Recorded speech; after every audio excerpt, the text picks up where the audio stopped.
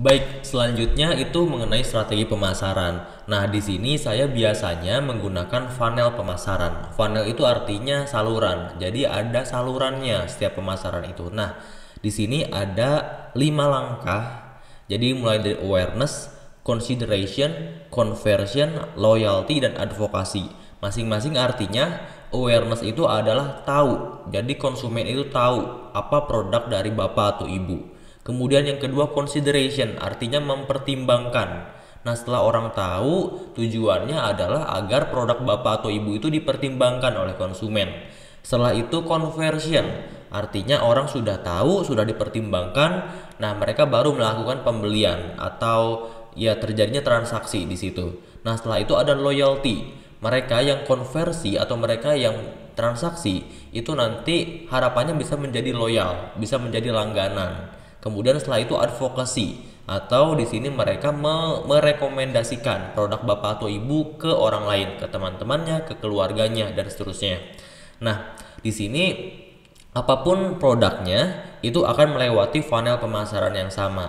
Tapi nanti untuk strateginya itu tergantung siapa konsumennya. Jadi tidak bisa satu cara yang sama digunakan untuk semua konsumen. Itu beda-beda. Setiap konsumen memiliki kekhususan sendiri untuk strateginya masing-masing seperti itu. Nah, untuk bisa mendapatkan penjualan artinya harus meningkatkan conversion kan. Nah, ini conversion itu bisa bertambah ketika awarenessnya juga bertambah seperti itu. Jadi dan memang itu hal yang wajar gitu loh, ketika orang yang tahu itu pasti lebih banyak dibanding orang yang beli. Tapi kalau kita ingin nambah yang beli, kemungkinan besar akan mereka beli itu ketika yang tahunya makin banyak seperti itu. Nah, kita coba lanjut. Di sini ada beberapa contohnya untuk meningkatkan awareness, untuk meningkatkan orang yang tahu, bapak atau ibu bisa menggunakan strategi mulut ke mulut. Jadi setiap orang saling memberitahu gitu kan, atau bapak kenal sama siapa, bapak share di grup WhatsApp gitu kan, atau bapak share di sosial medianya bapak atau ibu gitu, seperti itu. Terus juga bisa menggunakan flyer atau spanduk, atau bisa menggunakan sosial media, atau bisa menggunakan iklan gitu kan. Iklannya bisa di Google Ads atau Facebook Ads seperti itu, atau bisa di marketplace. Itu untuk orang itu tahu. Setelah orang tahu, bagaimana agar produk bapak atau ibu itu dipertimbangkan oleh orang lain. Caranya adalah bapak atau ibu harus memiliki kualitas produk yang baik. Banyak orang yang tahu tapi produknya tidak berkualitas. Itu pasti akan meningkatkan awareness tapi menurunkan consideration. Jadi considerationnya itu kecil sekali. Nah, makanya sebagus apapun marketingnya, tapi kalau produknya tidak baik, maka tetap produknya itu tidak akan laku seperti itu. Nah, kemudian deskripsi produknya, kalau misalnya di sosial media atau di marketplace gitu kan, di Shopee, di Lazada, di Bukalapak, Tokopedia gitu kan. Di situ ada deskripsi produknya. Bapak atau ibu harus menjelaskan deskripsi produknya dengan detail di situ, sehingga orang itu bisa mengetahui apa yang akan mereka beli. Seperti itu. Dan juga termasuk fotonya gitu kan, harus jelas. Kalau misalnya di e-commerce kan satu-satunya cara agar konsumen itu percaya dengan produk yang bapak tawarkan, atau bisa tahu kualitasnya bagaimana, itu hanya dengan melalui foto dan deskripsinya, sehingga itu harus dimaksimalkan. Nah, kemudian keunikan dari produk bapak atau ibu. Jadi bapak atau ibu tadi sudah dibahas mengenai keunikan produk. Bapak atau ibu harus ditentukan keunikan produknya apa, kemudian itu ditonjolkan di deskripsinya atau ditonjolkan di iklannya dan lain-lain. Terus juga cerita. Nah, ini kalau cerita juga menarik nih, karena orang itu menyukai cerita dan sangat lebih mudah mengingat cerita dibanding hanya sekedar menjelaskan produknya atau fitur-fiturnya. Cerita itu lebih disukai oleh orang. Jadi misalnya seperti iklan kecap Bango itu bilangnya ini dibuat dari kedelai pilihan gitu kan, yang diberi nama Malika gitu, dibina seperti anak sendiri ya, dan seterusnya. Terus juga ada yang memang di sini menggunakan karyawan yang dari difabel misalnya, atau cerita-cerita yang lain lah. Jadi cerita itu yang memang harus ditonjolkan, yang mana memang membuat konsep dari produk bapak itu menarik seperti itu. Kemudian branding. Jadi branding itu membuat produk apapun yang diluncur oleh bapak akan dipertimbangkan oleh orang lain, karena melihat dari track record sebelumnya bapak atau ibu selalu membuat produk yang baik seperti itu. Misalnya Unilever gitu kan, meskipun produknya baru, tapi karena yang membuatnya Unilever atau perusahaan utamanya itu Unilever gitu kan, itu orang akan lebih mempertimbangkan Unilever karena mereka telah percaya kepada brandnya seperti itu. Nah, kemudian conversion.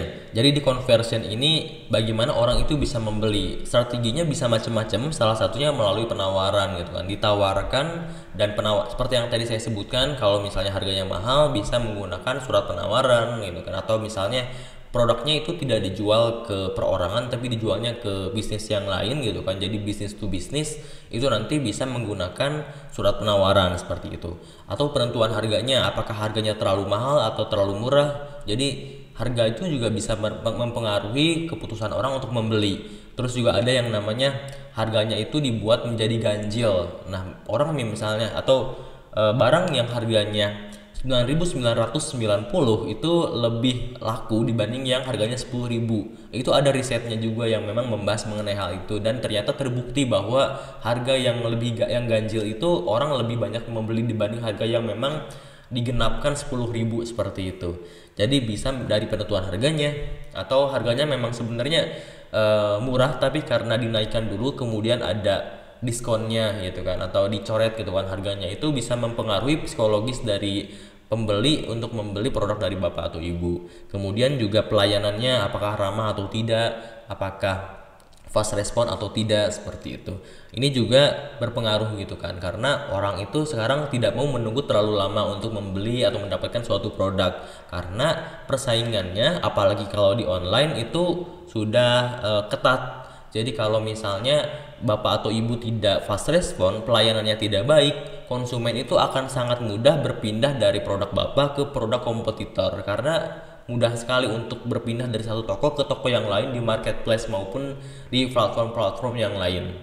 Itu. Terus juga kemudahan pembayaran, jaminan atau garansi ada atau tidak gitu kan. Terutama kalau produk baru atau misalnya toko bapak atau produk bapak belum terlalu dikenali, itu bisa dikasih jaminan, misalnya ada pengembalian uang atau mungkin produknya ditukar atau diganti dengan yang baru ketika ada cacat dari produknya atau ketika warna yang dikirim tidak sesuai dengan sebelumnya, seperti itu. Jadi dijamin bahwa konsumen itu akan mendapatkan apa yang mereka inginkan, seperti itu.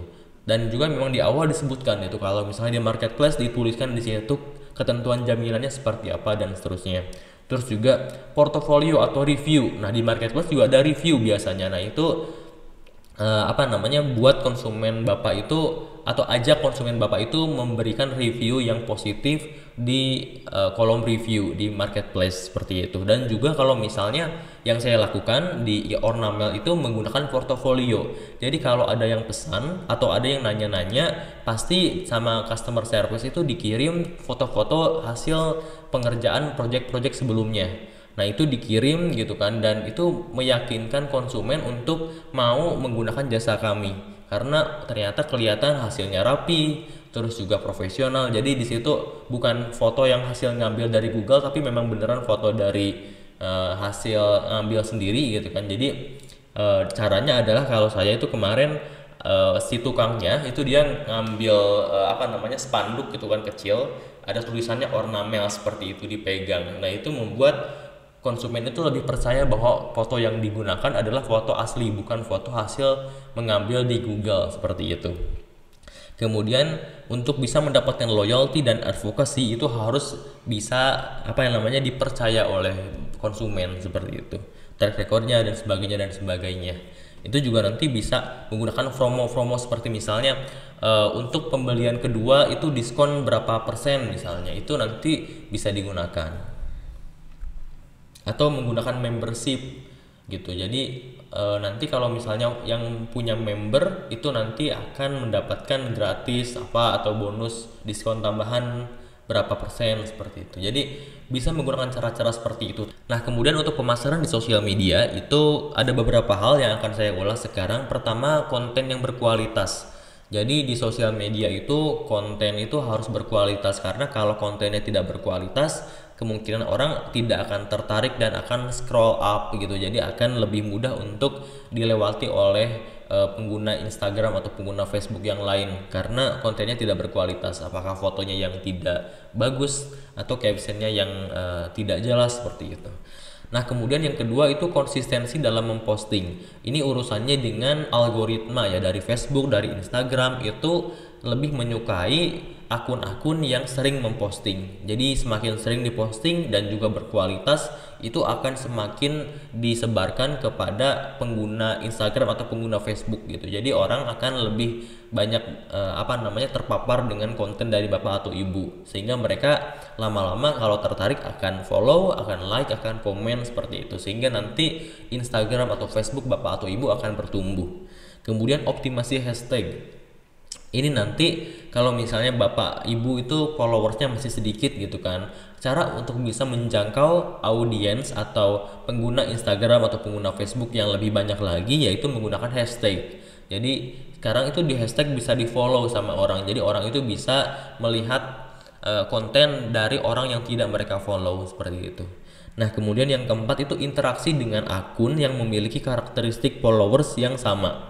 Misalnya kalau bapak itu misalnya menjual sepatu gitu kan. Nah, kalau misalnya menjual sepatu, cari akun-akun yang memang memuat informasi mengenai sepatu atau akun jualan sepatu yang lain yang memang bapak lihat sebagai ini bapak harus bisa melewati atau harus bisa mengungguli dari si akun ini misalnya. Nah, bapak lihat gitu kan apakah konsumennya mirip atau tidak seperti itu. Kalau misalnya konsumennya atau harganya produknya mirip gitu kan, harganya mirip-mirip, tidak terlalu jauh bedanya, terus juga kualitasnya juga mirip-mirip, bapak bisa cari siapa orang yang nge-follow produk atau toko itu atau akun Instagram itu kan. Nanti setelah itu bapak tinggal apakah bisa DM atau bisa komen di postingannya.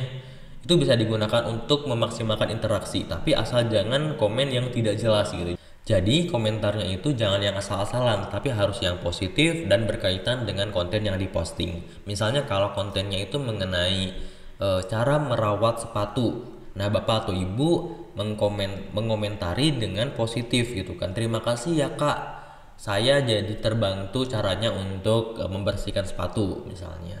Jadi harus yang berkaitan dan juga positif. Nanti orang juga kan akan melihat komentar bapak atau ibu, dan kalau misalnya ternyata menarik gitu kan, mereka akan mengklik akun bapak, sehingga nanti mereka akan melihat-lihat konten di bapak apakah menarik juga atau tidak, dan mereka nanti kalau tertarik akan memfollow seperti itu. Nah, untuk yang di sosial media itu kan tadi disebutkan mengenai yang organik ya. Nah, di bawah ini ada yang anorganik, yaitu menggunakan iklan. Iklan di sini bisa menggunakan Facebook Ads. Facebook Ads ini nanti ada yang memang untuk Facebook, ada yang juga untuk Instagram seperti itu.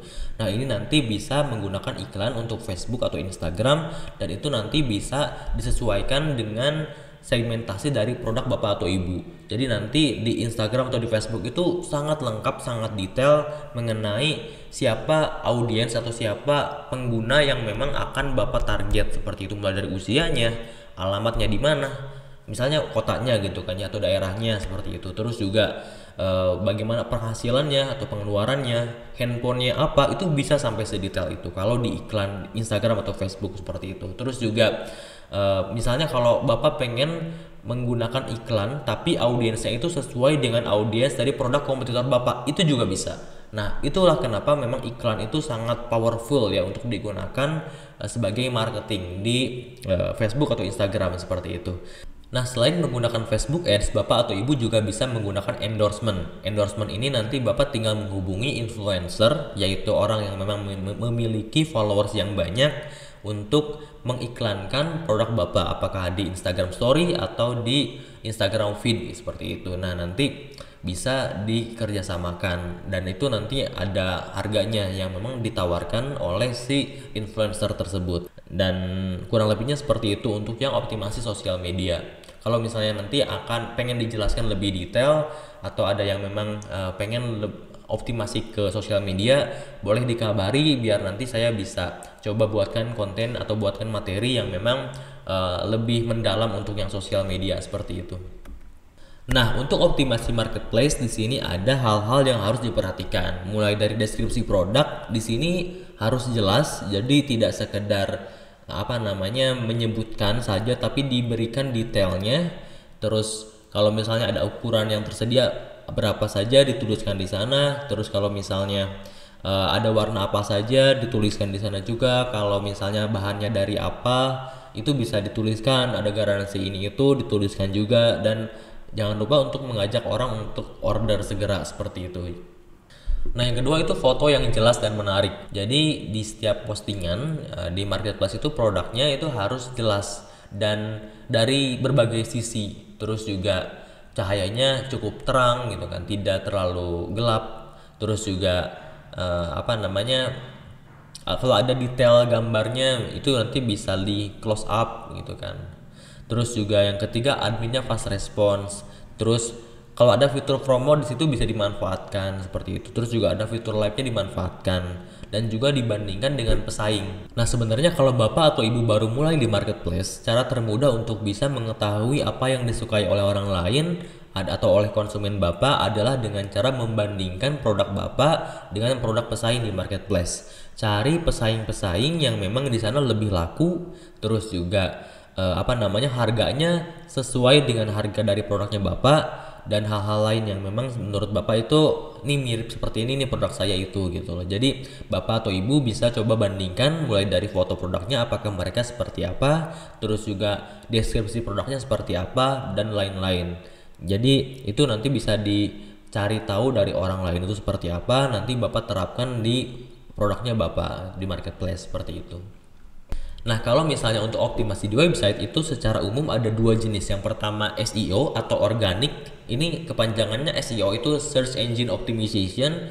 Jadi mengoptimalkan search engine yaitu Google. Jadi kalau Google kan Bapak mencari mencari sesuatu di Google gitu kan. Bapak atau Ibu bisa mengetikkan sesuatu di situ gitu kan. Ketemulah artikel-artikel yang berkaitan dengan konten yang Bapak cari di Google. Nah, itu nanti kalau misalnya konten yang memang Bapak cari itu ternyata itu dibuat oleh website yang juga menjual sesuatu, dan itulah yang dinamakan SEO seperti itu. Jadi membuat website Bapak itu ada di halaman pertama Google, dan itu menggunakan artikel-artikel yang sering Bapak posting gitu kan setiap hari.